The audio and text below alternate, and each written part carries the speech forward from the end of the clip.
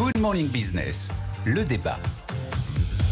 Un débat sur les cryptos. Avec cette question, est-ce que le Bitcoin à 100 000 $, 1 million nous prévoit même Éric Larchevêque d'ici quelques années, ça pose question sur la stabilité financière. Jean-Marc Daniel. Écoutez, pas du tout. Parce que si vous regardez la somme qui est investie en Bitcoin, c'est à peu près 2000 milliards de dollars. Et on avait vérifié ça avec Nicolas de façon purement factuelle. Et la somme dans toutes les crypto-monnaies, c'est 3700 milliards de dollars. La masse monétaire mondiale, c'est 110 000 milliards de dollars. On est en dessous, on est aux alentours de 2-3%. Alors cette masse de Bitcoin, elle devient quoi en fait? C'est un mécanisme de thésaurisation, puisque c'est quelque chose qui est retiré en réalité des capacités de dépenses effective de l'économie, puisque une fois qu'on a du Bitcoin, on a du Bitcoin, et qu'est-ce qu'on fait? On attend le moment où il va monter, en espérant à ce moment-là pouvoir trouver quelqu'un pour le racheter et le réintroduire dans le système. Mais le quelqu'un qui vous le rachète lui-même se sort du système. Donc vous avez en quelque sorte l'équivalent de ce qui était autrefois la thésaurisation. Et d'ailleurs, Jérôme Powell l'a bien dit, il a dit le Bitcoin, c'est pas un rival du dollar, c'est un rival de l'or. C'est-à-dire, c'est un rival d'objets, mais on pourrait dire c'est un rival des tableaux de Rembrandt. Avec la même idée que si le monde s'écroule, j'aurai toujours des bitcoins. J'aurai toujours des bitcoins. Mais non, l'idée c'est que non, c'est pas si le monde s'écroule, c'est les gens qui achètent du bitcoin dans un processus spéculatif, c'est pas pour se protéger, c'est pour anticiper que aujourd'hui, ça vaut 100 et demain, ça vaudra 110. Oui, mais vous voyez bien que dans les pays où il y a des situations politiques compliquées, c'est là où il y a le plus d'achats de Bitcoin. Il y a quand même cette idée de dire si tout s'écroule.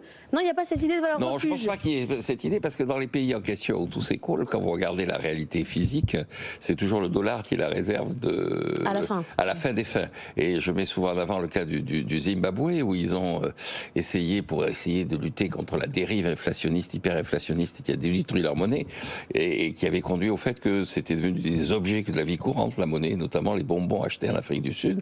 Ils ont dit, mais on va rétablir l'or et tout ça. Et finalement, maintenant, quand vous regardez la vie quotidienne du Zimbabwe, pour autant qu'on sache ce qui s'y passe, c'est le dollar et le rand sud-africain qui circulent. Donc, quand vous voulez vous protéger encore sur le plan strictement monétaire contre l'effondrement de votre système financier, et là, Powell a raison, c'est toujours le dollar, et le dollar n'est pas en compétition, n'est pas en concurrence avec le Bitcoin. Le Bitcoin, c'est un mécanisme de thésaurisation, c'est un mécanisme de ralentissement de vitesse de circulation de la monnaie, puisqu'on neutralise une partie de la monnaie, avec comme conséquence, effectivement, pas grand-chose, puisque ça reste relativement marginal.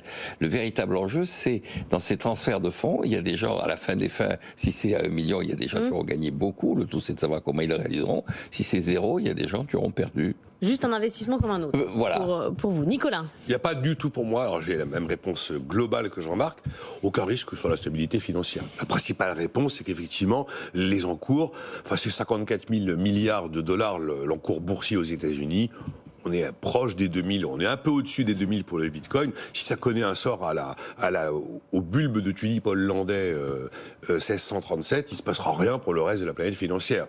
C'est-à-dire que si tout d'un coup, le truc qui vaut 100 000 tombe effectivement à 0, c'est quoi le lendemain matin? Des gens qui ont paumé du blé.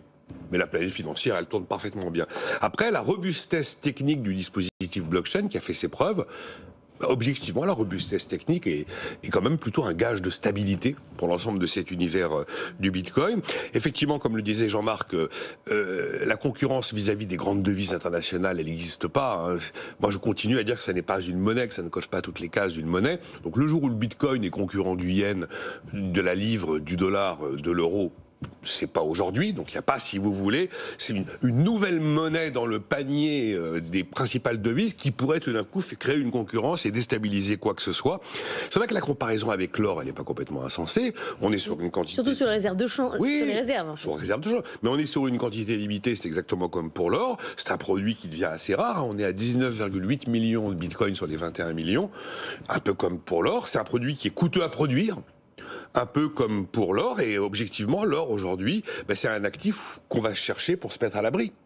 On peut considérer que si la comparaison avec l'or va jusqu'au bout de l'histoire de la comparaison avec l'or, on va chercher du Bitcoin aussi, d'une certaine manière, un petit peu pour se mettre à l'abri. Après, là où je pense qu'il y a aussi pas de risque de déstabilisation, c'est que à chaque fois que vous avez une hausse de la demande de Bitcoin, vous n'allez pas avoir une hausse de la production. Parce qu'il n'y a pas possibilité d'augmenter la production. Une banque centrale, s'il y a une forte haute demande de monnaie, elle va augmenter la monnaie pour essayer de conserver la stabilité des taux. Donc le risque de dépréciation soudain n'existe pas vraiment avec la crypto. Encore une fois, je vois pas donc de menace déstabilisatrice. Et puis le côté libertarien du truc qui passe complètement sous les radars du souverain, des banques centrales, fait au moins que le détenteur du Bitcoin, il est à l'abri d'un éventuel désir spoliateur de la part des pouvoirs publics. Et ça aussi, c'est plutôt quelque chose qui va dans le sens de la stabilité, de la sécurité, plutôt que de la déstabilisation. Donc ma réponse pour toutes ces raisons-là, c'est non. Il n'y a pas de menace sur la stabilité du système financier. On peut dormir tranquille. Vous entendrez Éric Larchevêque, le fondateur de Ledger, qui voit donc le Bitcoin atteindre 1 million de dollars d'ici, 3 ans. C'est à peu près ce qu'il dit. Les 250 000 à l'été, le million d'ici 3 ans. Vous serez encore là pour qu'on en parle dans 3 ans, Jean-Marc? Ah oui, dans 3 ans, j'espère, oui. Bien sûr, on en reparlera. Et même où que je sois, il faudra me faire venir sur le plateau pour le million. Même de l'au-delà, vous reviendrez, évidemment.